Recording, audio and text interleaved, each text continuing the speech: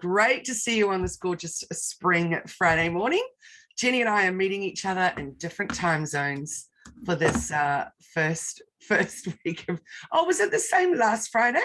No, it happened on the weekend. I forgot that it even changed until my calendar said messy middle was at 6:30. And I was like, what? What is this messy middle at 6:30? No, it's not at 6:30. That Queensland's the only state that doesn't do. No, because they thought that daylight saving would the cows wouldn't know when to come and to milk, and that would actually cause the shades to fade.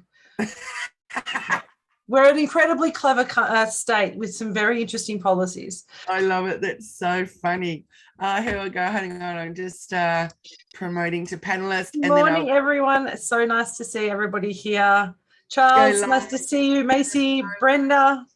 Hi, everyone. I'll just click on Let's Go Live. Maybe, do you want to do the introductions this morning, Jenny? I'd love to do the introductions. Good morning, everybody. I am Jenny Walk from Elephant in the Room Consulting. I'm very excited to be here on Bite Size Conversations with Kylie Mowbray Allen, my digital BFF from Hello Media. How are you, Kylie? Great. Thank you, Jenny. Very nice to be seeing you this morning. How are you? I am amazing. I've had an awesome week. I've had lots of really fun things that have happened this week. I was on the radio yesterday talking about Indigenous businesses and mentoring, which is so much fun. So some really cool things are happening. And so I'm excited to have this conversation today, 1 week into Indigenous Business Month. And what about your week? How has your week been? It's been a super interesting week. I do love a public holiday. I know, it throws everyone out. So I really enjoyed having Monday off, and I had an amazing day. I went on the Byron Bay Eco Cruises cruise up the Brunswick River, and they've been my clients for many, many years. And they invited me on the boat, and I took my brother. So we had a beautiful little sunset cruise afternoon with a Brookie's gin and some little snacks. Amazing. Just the most stunning afternoon, but I'm still sunburnt from that, because of course I took a hat and didn't wear it. But aside from that, I think that's just a beautiful way to start the week. I'm thinking it's a great way. I need Mondays regularly. Well, we had a good week, of course, because Panthers won the grand final, and we were one of the lucky few, or lucky many, who got to go. So my partner, who's been a diehard Panthers fan for most of his life, all of his life, got to see his team play a phenomenal game on Sunday in Brisbane, which, you know, is never probably going to happen again. So it was that starting the week saying anything is clearly possible when the AFL grand final is played in Western Australia and the NRL grand final is played in Brisbane. That never happened. So you can, anything that you thought was not possible obviously is. So what's holding you back is what I say. I think that's brilliant. Anything is possible. And you know what I've also really loved about this week? That in my group coaching and in my one-on-one coachings with my clients from Sydney, there's a totally different vibe about them. Everyone's feeling excited and enthusiastic about business and just about life, because of course they're coming out of lockdown next week. Isn't it? So someone was saying it's Freedom Day on Monday or something. Yeah. So it's quite a different feeling and a different vibe I'm finding, and it's quite uplifting, and it's good. It's so good. So yeah, again, I love that line. Anything is possible. Definitely. So speaking of anything is possible, this week we're talking about Indigenous Business Month, which clearly we've got a lot to learn from you with that. So I'm really looking forward to getting stuck into that topic. So firstly, how about you share, what is Indigenous Month? So Indigenous Business Month was actually started a couple of years ago by some alumni from the Melbourne Business School Murrah program. And essentially it's a month to celebrate and recognise and acknowledge and engage with Indigenous businesses around Australia, because it's a huge market, it's a huge growing industry, and not just in the traditional art and culture and that kind of more traditional Indigenous business sectors, but actually looking at Indigenous business and saying, how can we actually improve our impact? How can we actually add value, and leaning in and seeing what's out there? So there are some incredible businesses in the market at the moment that I have the privilege of working with, that in the digital space, in logistics and IT and security, in, resourcing and construction and recruitment. Pretty much, if you can imagine, if any industry exists, there is an Indigenous business within that industry. So we're a little bit quiet sometimes about telling people what that is. So Indigenous Business Month is about promoting that and boosting the economy by engaging with Indigenous businesses. So Jenny, with your own business, Elephant in the Room Consulting, how do you then promote yourself this month in a different way and put your hand up and say, hi, I'm an Indigenous business and this is Indigenous Business Month? Do you do that yourself, or how does that work? It's a really good question. I actually have only just leaned into it in the last couple of years, to be perfectly honest. When I started my business, for me, being Indigenous, I can't change, right? It's in my skin, it's in my blood. I can't remove that part of my identity. But I didn't want my business to start to be purely identified as an Indigenous business, which is a pretty sad thing to say, because a lot of people have that view of Indigenous business as coming from a point of, well, isn't it great that they're a business? How lucky are they? It's so wonderful, in that kind of almost slightly patronizing tone. So I was like, I'm just going to be a really good business owner. I'm going to go really good work, create impact. And you know what? I also happen to be Indigenous. So if you've got some money to spend in your Indigenous procurement policy, send it my way. So it's like I had that kind of attitude of, I'm just like any other business.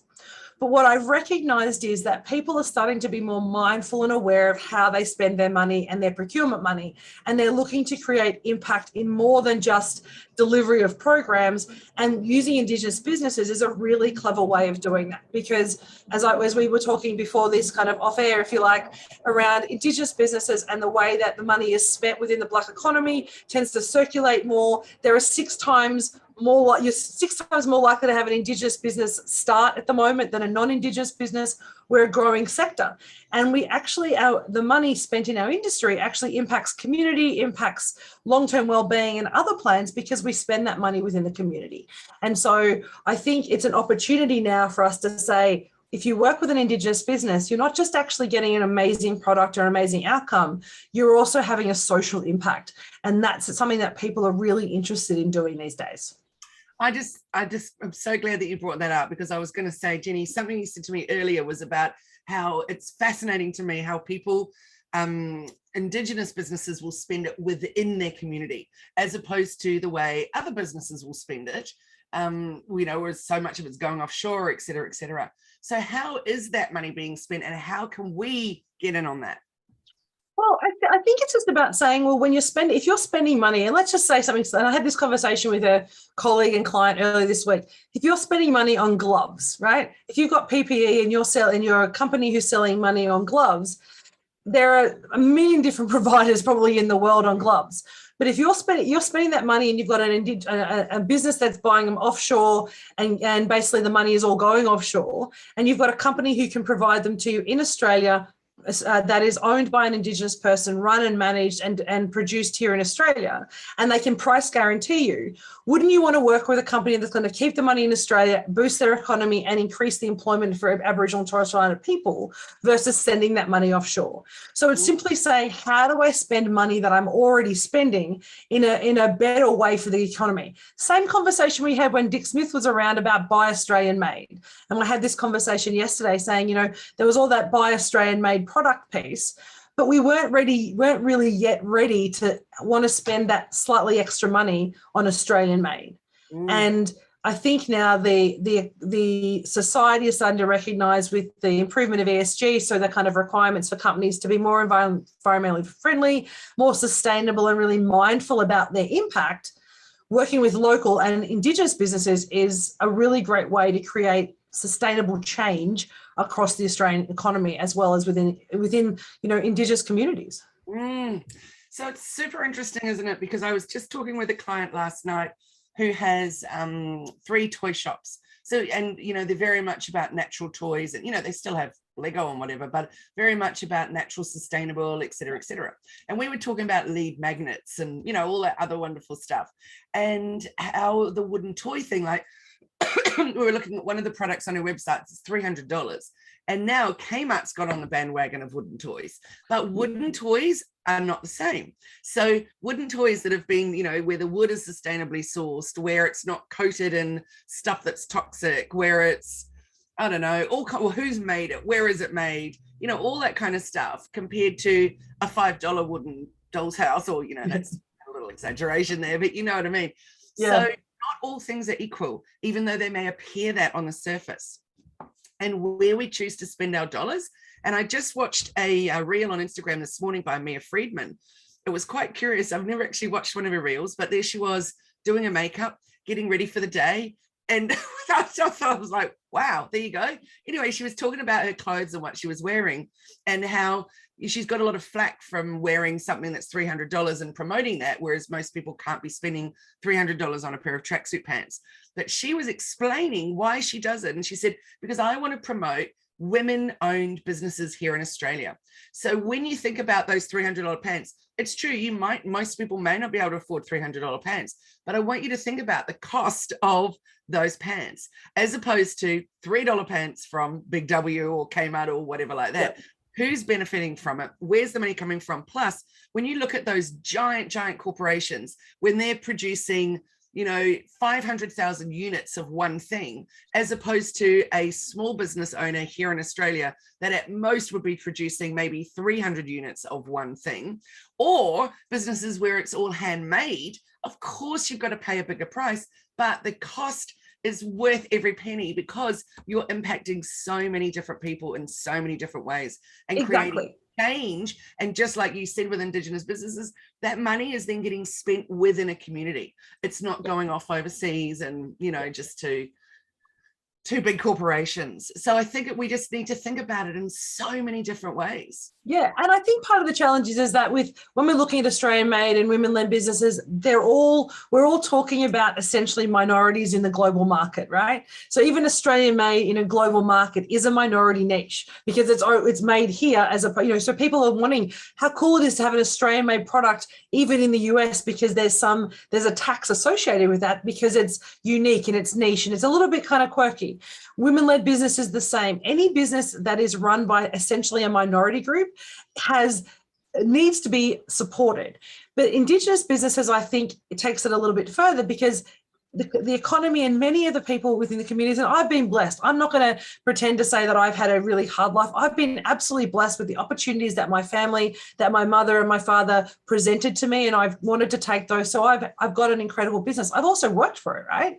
But there are so many people who don't have that same role model about being in business or may not have had the opportunities. And that's legacy issues around Australian policy. And you were talking off air about the White Australia policy and all those different things that have actually created gaps in the way people have had access to education, access to training, but just that confidence to be able to go out and do it without feeling shame, without feeling worried that they're going to be judged for it. And so engaging with Indigenous businesses is helping break that cycle. It's helped breaking transgenerational trauma from policies that have, from 20 or 30 years ago. It's helped changing the way people feel about themselves. It's giving opportunity for people to work in their community, for their community, by doing work remotely, by promoting businesses at that local level. So I think that it changes the way that we consider, why would I spend $1 with you? Because $1 with that business with me, with other Indigenous businesses, means that we indirectly support our communities. Now, what that looks like is different to everybody, right? Some people do it with community programs. Somebody do it with mentoring. I do it by providing really either low bono or free mentoring for Indigenous businesses when they come to me if they're in that startup phase, because that's my give back. There's ways that we do that, but it's a choice for us to improve ourselves, improve our economy, and break those cycles, which will hopefully in 15, 20 years, we won't have to have an Indigenous Business Month because those levels will be changed and we'll actually be able to reset the bar so that, there is equality across everybody. Yes. So before we came on, I just Googled Indigenous Businesses Australia and up came shopping, which was fantastic. There was so much going on there. I was blown away. But then I started delving into it and realized actually what they were showing me, a lot of the stuff was just inspired by Indigenous things rather than necessarily Indigenous owned businesses.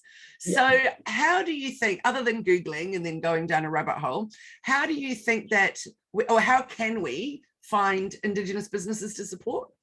There are lots of actually connection points. There's IBA, there's Supply Nation, which is one of the nation's kind of first peak industry body, I guess, for Indigenous businesses. They actually do a certification process for Indigenous businesses. So you can register if you're an Indigenous business, but if you actually want to be certified, you need to actually show that you're managed and owned, and the financial control and the flow and effects rest with the Indigenous person. So that prevents things like black cladding, which is a thing, which is where basically non-Indigenous businesses engage with an Indigenous person as their front person. They get a small wage, but the actual revenue and the financial gain and the economic development opportunities actually flow out of the community and not to the Aboriginal community. It's literally just cluttered with an Indigenous person. So there's a lot of organisations that actually really focus on doing that. So Black Business Finder, there's a website called Black Business Finder. It's BBF, it's here in Queensland. But also reaching out through, if you literally search Indigenous businesses on Instagram, so many incredible businesses within Instagram. If you literally type hashtag Black Business or Indigenous business or First Nations businesses, they'll actually come up with a huge amount of searches on Instagram and on Facebook. But what we want to think about, though, is who are you spending with, and asking some questions. And it's okay. If you're just buying a pair of earrings, then, the amount of due diligence you might need to ensure that it's Indigenous business is a little bit less than if you're putting a large contract out to market. And I think it's when you're looking at a big contract and want to engage with an Indigenous business, it's asking the question, where does the money go? Who actually has control of the company? They're the questions I got asked to show that, yes, I'm an Indigenous business. It's run by me. It's owned by me. I'm the controller of the finances. I manage the business operations. So it's truly, it's 100% Indigenous owned. And asking those questions and having that conversation shows that not only are you interested in where, what the impact is that's being created, but it also means that if more people ask those questions, it's going to actually remove the opportunity for things like black cladding or other businesses to actually, essentially ride the coattails of the Black business kind of economy and the movement at the moment. I'm really fascinated by this Black business coattails. Can you talk a little more about that? Well, I think it's a funny thing is, so often there's a token gesture. Well, it is very much a token gesture. So many people be like, oh, it's the kind of back in the day, and you watch movies where you say, oh, look, I'm so woke, I have a black friend, woohoo. Well done you. Guess what? I have a white friend. What is the alternate? Like that kind of old school kind of paternalistic idea of, oh, look, I bought something because I wanted to help them out. Well, hang on. You needed it. We had it. We sold it to you. That's like any other business, but it's often produced in that kind of paternalistic, I'm trying to help you out kind of way. Often what happens is, because there's a movement at the moment with Indigenous procurement and a real recognition that we need to actively do something as a whole society to break that cycle that occurred as a result of past policy. Those policies existed. We can't deny it. They happened, and the impact is still being felt today by Indigenous communities. So by working with an Indigenous business, it's actually proactively finding a way, not paternalistically, but actually saying, I'm going to spend my money in a really positive and sustainable way that's going to help you and help the whole of Australia kind of break down some of those stereotypes. As a result of that, though, people go, oh, I know, I'll partner with a Black business or an Indigenous business, First Nations business, whatever you want to call yourself. And then I will actually get access to that pool of money that's often set aside. They actually put in government, they actually have set asides for Indigenous businesses so that they can actually actively promote that. So having a non-Indigenous business kind of go, well, let me partner with you, I'll support you, and they essentially back the business. So that, yes, to some extent it helps boost the Indigenous business, but really they're there to get access to funds that were really designed for Indigenous businesses. Interesting. And would you mind sharing, mate, you can be honest and say, no, I don't want to, but you told me a little story before that I just thought was great about the pub. Oh, well, yeah, we were talking earlier because a lot of people. No, well, it's funny. Like my cousin does it in a funny way. Like we were talking off for those people who are listening, who may not realize some interesting fun facts that while, if we think about apartheid in in South Africa, we often kind of are repelled by the idea of apartheid and segregation like it never happened. But the policies in Australia here started in sort of early 1900s of apartheid and segregation, we had it here in Australia. And it actually extended all the way through to probably early 80s as a policy of the government. And so, and in fact, I was told by someone else that that it was actually the South African government came to Queensland to see how this segregation and apartheid policy worked before taking it back to South Africa. So we've had this policy in place. And so my cousin grew up down in northern New South Wales and was at a pub out the back with his white girlfriend. So he was a paler skinned Aboriginal man, kind of like me, a bit darker than me though, and was out the back of the pub having a conversation, you know, with his then girlfriend. And the bartender kind of came out and said, "Oh, look, we just want to let you know this is the black side of the bar. So, you know, you want to make sure that, you know, just there's no one here now, but, you know, the black fellas are going to be coming in later. So just be mindful. You might want to move out the front to the, you know, with your girlfriend because you're not really sure how they're going to be around her." And then, of course, this is his community. He is a black fella. It's technically he's on the right side of the bar from that perspective. And so when his cousins came and family came and he was, you know, big shout out and having, you know, big hugs and jokes and they were joking around with his girlfriend, the bartender was like, "Oh my God, I am so embarrassed," because he kind of went, "Oh, you actually want to hang out with these people?" Like it was very much that segregation of it's not safe to be with black fellas. It's not safe to be there. And that's the reality. That's not trying to be overly, trying to be, trying to be overly dramatic about it. That was the reality of so many people in that kind of mid-century of Australia and into the 70s and 80s, not even just mid-century, but 70s and 80s, that stuff happened. And we're still feeling the effects of that.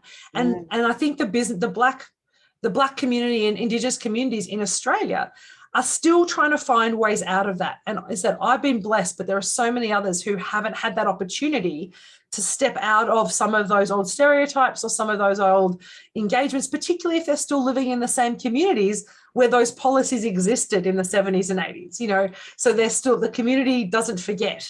And the local people who've been there all their life, they don't forget either. Gosh, it's I don't it's an incredibly complex subject. And so I guess, sure is. And I think the thing is though, we need to find ways to have this open narrative. And I think that's what Indigenous Business Month does. It provides an opportunity if people want to lean into a conversation and discuss things like this and say, hey, what does it actually mean? Is to do it with a true intention of saying, I want to learn, I want to understand, so I can understand and make a decision myself as to whether I want to support this. And if you don't want to support an Indigenous business, that's okay. I'm not going to judge you. That's your choice. But you have to have all the information and understand what the history is to understand why the value exists now. And the more relaxed we have about it, make a bit of fun about it, it opens the door for people to ask questions. And that's actually what creates learning. And that's what allows us to move forward. Indeed. And Jenny, I think the fact that there are so many more films and documentaries and TV series coming out, like I know I've mentioned it before, but I really found the Adam Good story just so moving. But I went with my whole family, which was great. And we all walked out of there going, well, we need to talk about this a lot more. That was a really fascinating experience. But also, you know, the TV shows like Redfern Now and, you know, there's stuff out there. So we can all be learning and educating ourselves.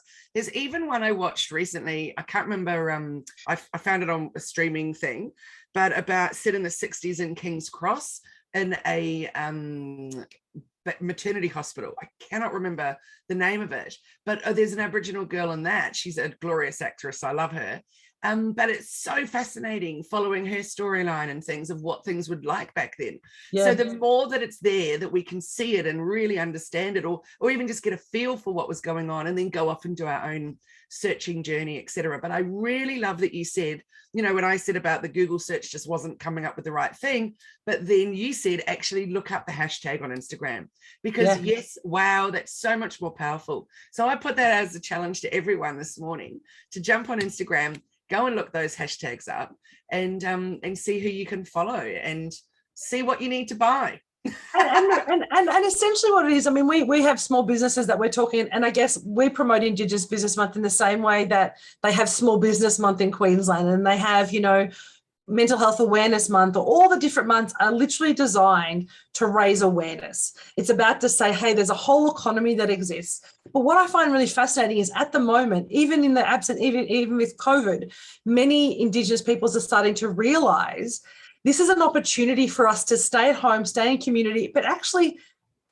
create a business around our idea, because we're comfortable with Zoom now. Before, we had to go into an office, and if I didn't want to leave my community, if I didn't want to leave my home and my country, then I couldn't go. I didn't want to go and actually do that. I didn't want to have to go into the big city to get a job. They don't have to now. There's opportunities for kids right now who are 18, 20, 25, 40, who can use social media to become a VA, to become, to start a social media company, to work for a social media company, to do some online training in digital marketing like you guys do, or graphic design, or something that allows them to create a business that allows them to share who they are, where they live, or develop skills without having to leave. And I think that's what, and so I think the last report I saw is that in the last 10 years or 5 years, it's been a 6-fold increase to one of Indigenous businesses to non-Indigenous businesses at the moment, because we're recognizing and starting to see and embrace those opportunities and letting go of some of that shame. And if we fail, we fail. It doesn't matter. Whereas a lot of other businesses, like a lot of other people are going, no, it's not the right time. And so I think embracing the opportunity now gives us as a society to say, let's actually all start leaning into these conversations and get to a point where I don't have to say I'm an Indigenous business. I don't have to start with that. I just happen to be a Bundjalung woman who owns a business. And that's how it should be. You're a New Zealand woman who owns a business. And that's who you are. That's our identity. Can't change that, and so let's embrace it. Yeah, absolutely. Absolutely. I've just loved this conversation with you this morning, Jenny. Thank you so much for sharing, and especially that wee story about your cousin. I know, it's pretty funny. I think for all of us, we can go out there and do a bit more research, get a bit more understanding, and also go and find those hashtags. Yeah. And follow the hashtags, find some great accounts, and support some Indigenous businesses because you can and because you should. That's really the main reason. The bottom line. And we all need to think a lot more about where we spend our money, how we spend our money, and why we spend our money. That's exactly, and that's essentially what I'm with you, Carly. They're the 3 things that we want to ask. If we let's create impact with what we do, rather than just not worry about where we spend our money. Let's actually start considering what's going to create the greatest impact, not only for them but for us. Like, there's so many incredible things happening that we kind of don't think about, because again, it's not in our frame of reference. So it's time to start taking the blinkers off and to actually start embracing the whole society and the whole community and seeing what's out there. Oh, absolutely. I just love that. Thank you, Jenny. Oh, my pleasure. This has been so much fun for me. And anyone wants to chat, look, I'm happy to have a conversation about this anytime. And I'm hoping the conversation has been, not that it has to be easy, because it's sometimes uncomfortable is also good, but the idea is to have these conversations and not be shy about the conversations. Jenny, I just realized we've gone over time, but I've got one question that I want to ask. We have 2, as always. If I just ask you one more question, and that is, I want you to talk about the word black. And use the word black. So, for example, black's a big thing in America, Black Lives Matter and hashtag Black business, etc. When you brought up before about Black business, and I thought, we're likely to get a whole lot of American stuff flooding us. Why is it that in some places it feels okay to say black and in some places it doesn't? And who should be allowed to say it and all that? What's your thoughts around it, coming from an Indigenous viewpoint? Oh, goodness gracious. So from my viewpoint, so this is just my viewpoint. It does not necessarily, here's the caveat, it doesn't represent the views of all Indigenous peoples, because we're all individual people and we're all from our own nations. So from my perspective, it's about the intention that you're using it. If you're using it to describe a person in a situation as an identifier, then I think it can and often is delivered in a derogatory way.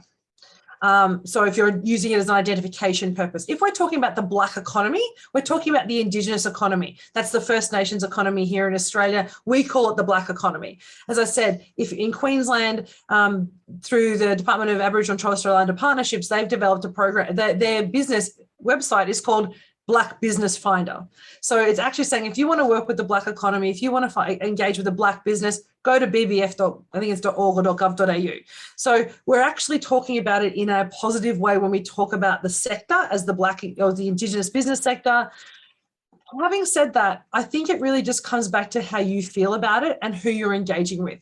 As an Indigenous person, I'm going to talk about being, you know, I might say mob. I don't even use a lot of the traditional language that other people do because of my experience and where I've grown up.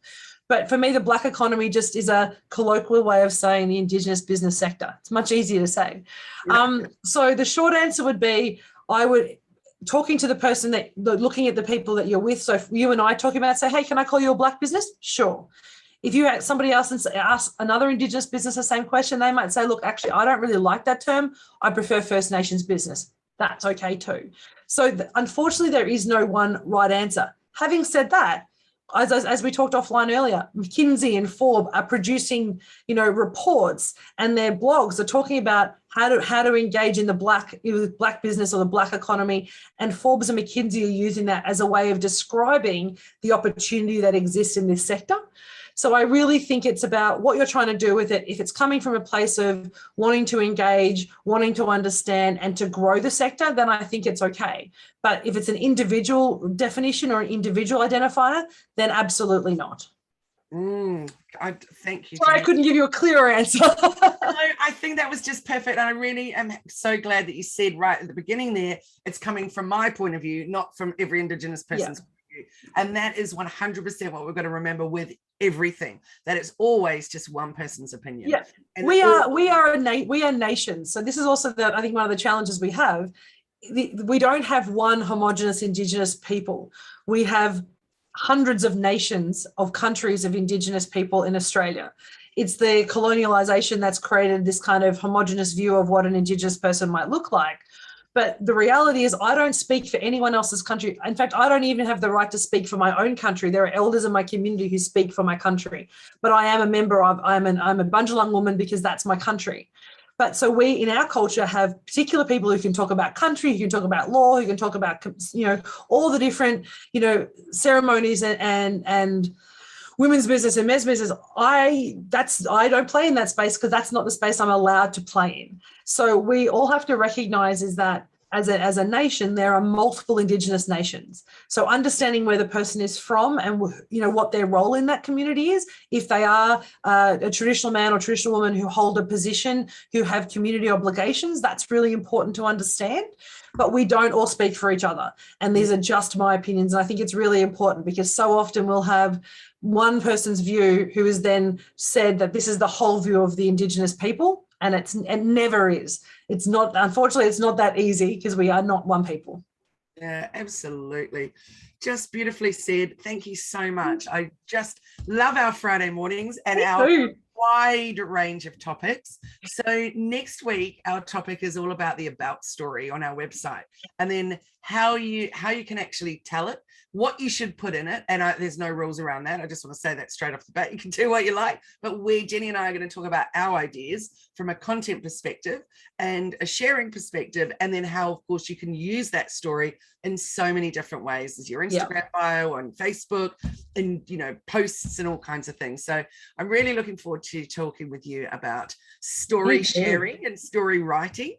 So thank you again for another. And so where can we find you, Kylie? Tell us how we can lean into you before next Friday if we want to connect. Jump onto my website, hellomedia.team, or you can find me on Instagram, hellomedia.team, or on Facebook, hellomedia.dreamteam. And of course, join the Hello Media Facebook group, because that's where I like to hang out. And at the moment, we've got a visibility challenge going on, which has been really fun watching everybody's posts and just finding ways to get more visible. And again, there are little prompts in there to help you tell part of your story. Love it. So what about you, Jenny? How can people connect with you? So Elephant in the Room AU on Insta and Facebook are the two places that I hang out the most. And come to my website, EITRconsulting.com. Otherwise, you can find me on LinkedIn. We're on YouTube if you want to watch this back as a replay or the podcast. But if you type in Jenny with an I, walk with an E, you tend to find me because there's not many of us around. So that's probably the easiest place to find us in Google. I love how you say Jenny with an I, walk with an E, and it just rolls off your tongue, because growing up with the surname Mowbray, my dad used to always say, mow as in grass, bray as in donkey. Yeah. I love it. I was talking when I was on the radio doing the radio session yesterday, Bo Spearman. I was like, how do you spell his surname? He's like, it's like spear him without the H. Yes. I was like, I love that. He just was like, I will, like, I can now imagine, and he's this like amazing dude, and I could just imagine him with the spear, like it just fits him so beautifully. And I was just like, yeah, I get it. I love it when it just rolls off your tongue like that. That's I know, right? Well, have an amazing Friday, everyone. Kylie, thank you so much for the chat today. It's been absolutely amazing. I love chatting with you, Jenny, and that was an awesome topic. Me too. Thank you so much. And I look forward to talking about stories next week. Have a great week, everyone. Thanks so much for watching. Thanks, everyone. Bye.